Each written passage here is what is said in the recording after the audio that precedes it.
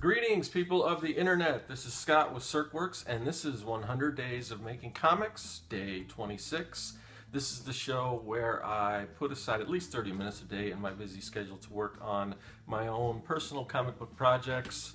I'm working on a book called Young and the Dead. It's like Goonies meets Night of the Living Dead, Kids vs. Zombies.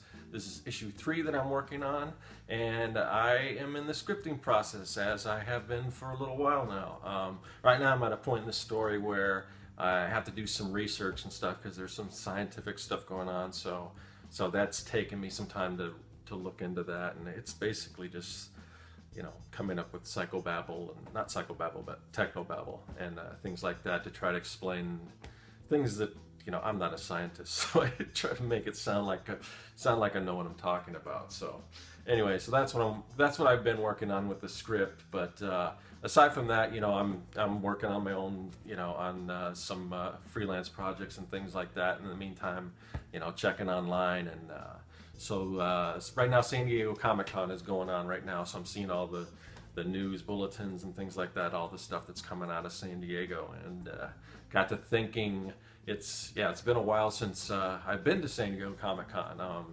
Now I kind of just mostly go to the local shows. They're a little more I mean, it's just crazy, but I mean, San Diego anyway. I don't know. I would like to kind of work my way up to doing a big show like that again, just to experience it from that standpoint, because I've been to San Diego Comic-Con maybe 3 times in my life, and this was more back in the 90s, the early 90s, before it really blew up and became more of a big media show. So you could still kind of go and you know, actually talk to some of your favorite artists and things like that, which is cool. I'm not really a person that's willing to stand in line for a long time to get autographs or things like that. That's just not me, but which is good, because you're going to do a lot of standing in line if you want to go to San Diego and try to talk with people. But no, I kind of went out there because I had the big dream that I was going to break into the comic book business, because I was gonna create this awesome portfolio, and I was gonna go there, and I was gonna be, you know, people were just gonna be lining up to like, oh, this guy's awesome, man, let's sign him up and everything. And a lot of people have that same kind of story. I think when you're younger, you do have those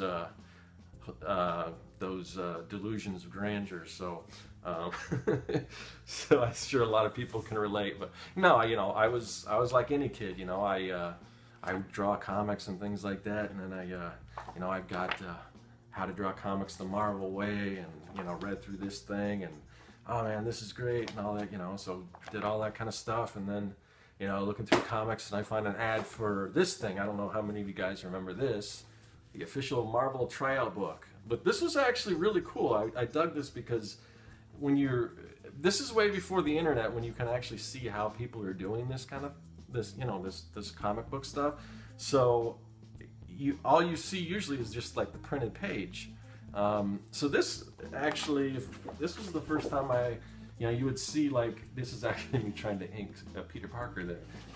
But yeah, you could actually go in here and ink over the pages they provided. There's a lot of like blue lines. It shows how to do lettering and all that stuff. So this was pretty helpful for me. But anyway, so yeah, I was really into all that stuff, and I wanted to break in. I wanted to work for Marvel and DC back then, and that was a big thing for me. So I go there. This is probably '92. I go out to San Diego, and I got this this thing. This was my portfolio. This thing weighs a ton, and I was dragging this thing all around with just these. Oh man, it was. Looking back, it's kind of funny. The artwork and stuff that I was showing was, you know, again, back then I just thought, oh, I'm awesome, man. These people they're gonna lose it when they see what I can do, and that was not the case. So, but yeah, I mean, this is some of the stuff that I was doing back then. I'll show you. This is what I brought to San Diego back in like '92 or '93. This is a spread from one of my comic books. When I first created it, was called The Predator, and just to show you how old I am, that was back before Arnold Schwarzenegger Predator movie even came out.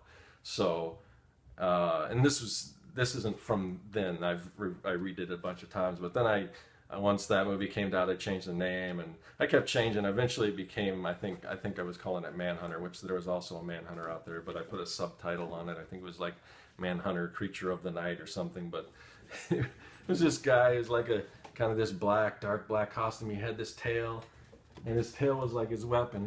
Look at this. It's just, his tail's like whipping through this drug dealer guy and just ripping through his chest and everything. But this is the kind of stuff I was doing back then, just this ultra violent stuff, and it just, yeah, it's, yeah, I don't know. But yeah, I was bringing this, and here's some other stuff. This is from back in the early 90s. I don't know if you, oh, I got some big glare on there.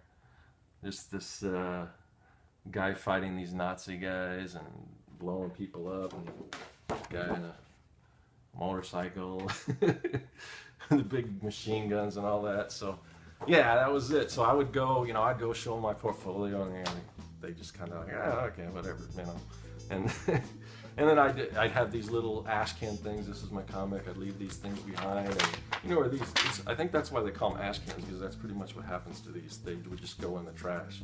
So, but yeah, I mean, it's just looking back, it's kind of fun to think about where I was and where my mindset was back then.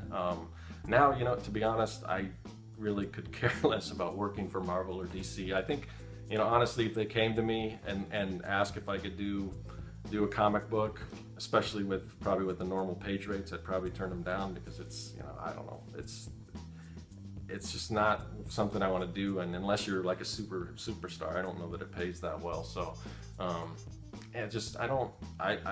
I'm just more into doing my own stuff, and that's kind of what this thing is all about. So I know that's just a trip down memory lane for me. Maybe it's interesting to you.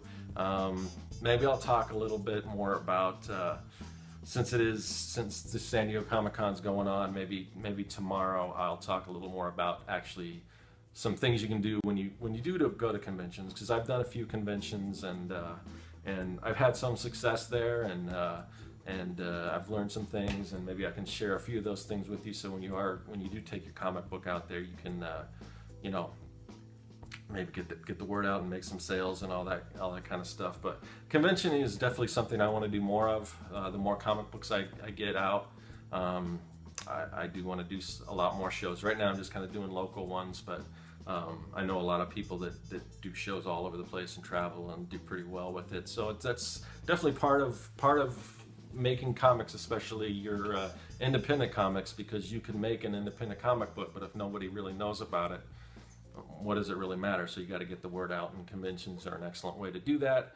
So anyway, that's just a little bit today. That's off the top of my head. I really didn't plan much out for today.